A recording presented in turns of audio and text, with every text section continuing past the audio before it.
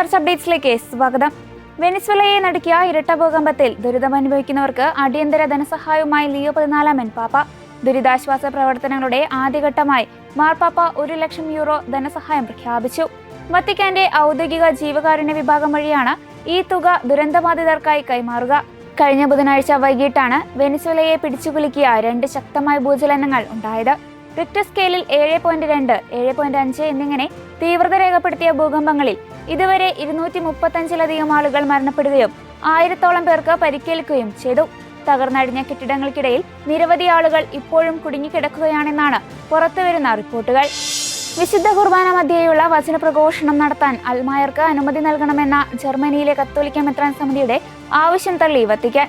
അസാധാരണ സാഹചര്യങ്ങളിൽ പ്രത്യേക അനുമതിയോടെ അൽമായർക്ക് കുർബാന മധ്യേ പ്രസംഗിക്കാൻ അനുവാദം നൽകണമെന്നായിരുന്നു ജർമ്മൻ ബിഷപ്പുമാരുടെ ആവശ്യം. എന്നാൽ വത്തിക്കാന്റെ ആരാധനയും കൂദാശയുമായി ബന്ധപ്പെട്ട കാര്യങ്ങൾക്കായുള്ള ഡിക്കാസ്ട്രി ഈ ആവശ്യം നിരാകരിക്കുകയായിരുന്നു. ഡിക്കാസ്ട്രി തലവൻ കർദിനാൾ Arthur Roche, secretary archbishop Vittorio Francesco Viola എന്നിവർ ഒപ്പുവെച്ച 5 പേജുള്ള കത്തിലാണ് വത്തിക്കാൻ തങ്ങളുടെ ഔദ്യോഗിക നിലപാട് വ്യക്തമാക്കിയത്. വീര്യം കുറഞ്ഞ മദ്യോൽപാദന നീക്കം UDF തള്ളണമെന്ന് KCBC മദ്യവിരുദ്ധ commission chairman bishop Ambrose Puthenveettil. ആഗോള ലഹരി വിരുദ്ധ ദിനാചരണത്തിന്റെ ഭാഗമായി നൽകിയ സന്ദേശത്തിലാണ് ബിഷപ്പ് ഇക്കാര്യം പറഞ്ഞത്. ജനവികാരത്തെ മറികടന്ന് ഒരു മുന്നണിക്കും സർക്കാരിനും ജനവിരുദ്ധ നയത്തോട് കൂറു പുലർത്താനാവില്ല. വീര്യം കുറഞ്ഞ മദ്യം ഉൽപ്പാദിപ്പിച്ച് വിതരണം ചെയ്താൽ വിദ്യാർത്ഥികൾ പോലും ഈ വിപത്തിൽ ചെന്നുപെടാനുള്ള സാധ്യതയുണ്ടെന്ന കഴിഞ്ഞ സർക്കാരിന്റെ കാലത്ത് എക്സൈസ് കമ്മീഷണർ ഋഷിരാജ് സിംഗ് നൽകിയ റിപ്പോർട്ടിനെ ഈ സർക്കാരും കണക്കിലെടുക്കണം. UDFന്റെ മദ്യനയത്തിലുള്ള പാരമ്പര്യവും മാനിഫെസ്റ്റോയും മുഖവിലക്കെടുക്കണം. പൊതുസമൂഹത്തിന് അപകടകരമായ മദ്യനയത്തിന് സർക്കാർ മുതിർന്നാൽ അത് ശക്തമായ പ്രതിഷേധത്തിന് കാരണമാകുമെന്നും അദ്ദേഹം കൂട്ടിച്ചേർത്തു.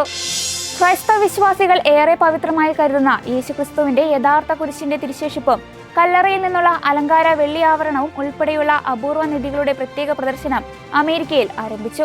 ടെക്സസിലെ പ്രശസ്തമായ കിംബൽ ആർട്ട് മ്യൂസിയത്തിൽ നടക്കുന്ന ഈ പ്രദർശനം കാണാൻ ലോകത്തിന്റെ വിവിധ കോണുകളിൽ നിന്നും ആയിരക്കണക്കിന് സന്ദർശകരാണ് എത്തിച്ചേരുന്നത്.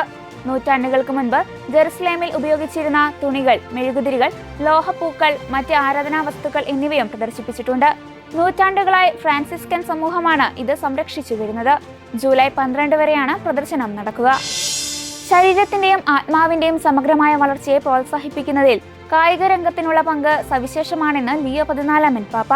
ജൂൺ 25-ന് ഇറ്റാലിയൻ സ്വിമ്മിംഗ് ഫെഡറേഷൻ അംഗങ്ങളായും അന്താരാഷ്ട്ര നീന്തൽ ചാമ്പ്യൻഷിപ്പിൽ പങ്കെടുക്കുന്ന കായിക താരങ്ങളുമായി നടത്തിയ പ്രത്യേക കൂടിക്കാഴ്ചയിലാണ് പാപ്പ ഇക്കാര്യം വ്യക്തമാക്കിയത്. റോമിലെ ചരിത്രപ്രസിദ്ധമായ ഫോറോ ഇറ്റാലിക്കോ സ്വിമ്മിംഗ് സ്റ്റേഡിയത്തിൽ ജൂൺ 26 മുതൽ 28 വരെയാണ് 62ാമത് സെത്തെ കോളി ട്രോഫി നടക്കുന്നത്. വരാനിരിക്കുന്ന യൂറോപ്യൻ ചാമ്പ്യൻഷിപ്പിനും മെഡിറ്ററേനിയൻ ഗെയിംസിനും മുന്നോടിയായുള്ള അവസാന യോഗ്യതാ മത്സരം കൂടിയാണിത്. ശരിയായ രീതിയിൽ സമീപിച്ചാൽ കായികരംഗം ശരീരത്തിനും ആത്മാവിനും ഒരു ഔഷധമായി പ്രവർത്തിക്കുമെന്ന് പാപ്പ തന്റെ പ്രസംഗത്തിൽ പറഞ്ഞു. ഇതോടെ ചർച്ച അപ്ഡേറ്റ്സ് പൂർണ്ണമാകുന്നു. നന്ദി.